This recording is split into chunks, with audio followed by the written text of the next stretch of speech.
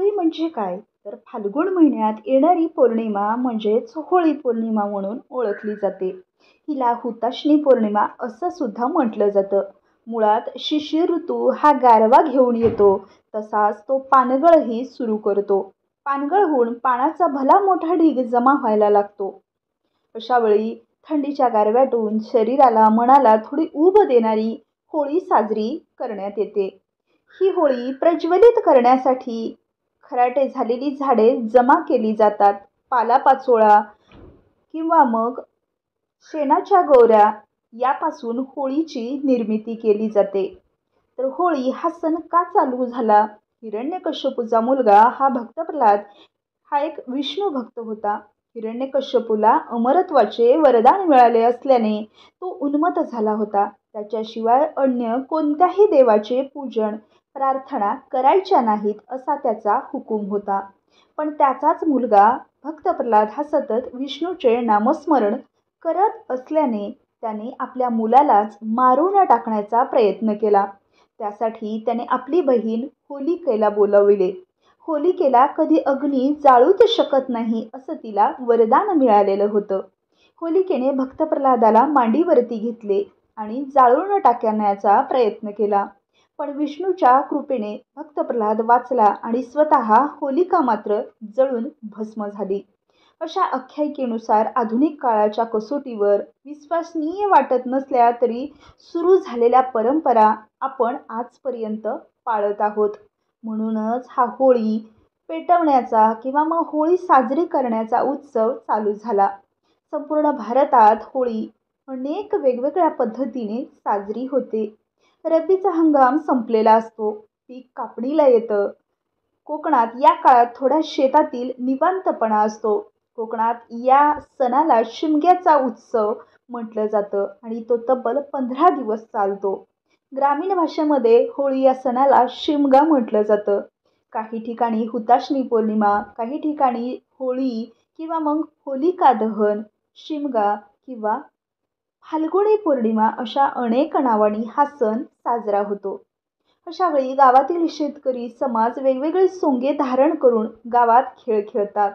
प्रत्येक गावातील ग्रामदेवता पालखीत बसून गाजत वाजत गावातल्या प्रत्येकाच्या घरी येते. तिचे विशेष स्वागत केले जाते.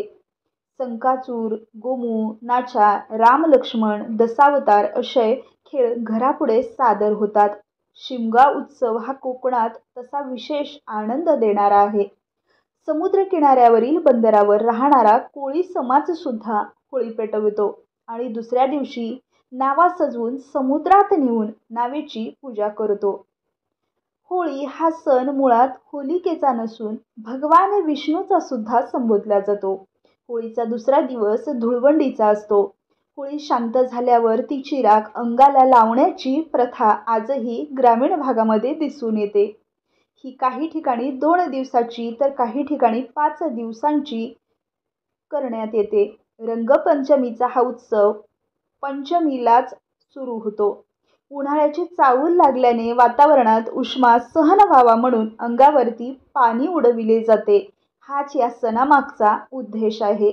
मध्ययुगात राजे रजवाडे संस्थानिक पाण्यात केशर कालवून त्याने होळीचे महत्त्व सांगत रंगपंचमी साजरी करत असत. उत्तर प्रदेशात कृष्ण आणि बलरामाच्या मंदिरात होळीनिमित्त अनेक रासलीला खेळल्या जातात. त्यामध्ये लाठमारीचा खेळ खेळला जातो. लाडू होळीचा खेळ, फुलांची होळी असे अनेक या होळीचे प्रकार खेळले जातात. लोकगीते गायली जातात. रंग उधळले जातात. देवळात विशेष पूजा केली जाते. जणू ही होळी म्हणजेच राधाकृष्णाच्या बाललीलांचं जिवंत उदाहरण परत एकदा आपल्याला पाहायला मिळतं. होळी हा सण प्रत्येक प्रांतानुसार वेगवेगळ्या पद्धतीने वेगवेगळ्या चालीरीतीने साजरा होतो. मुळात हा सण उत्साहाचा, चैतन्याचा आणि आनंदाचा आहे.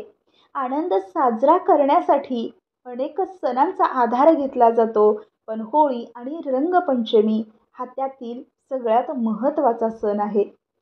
या सणाचं महत्त्व म्हणजे वाईटावर चांगल्याचा विजय प्राप्त झाल्यामुळे आनंद उत्सव साजरा करणे.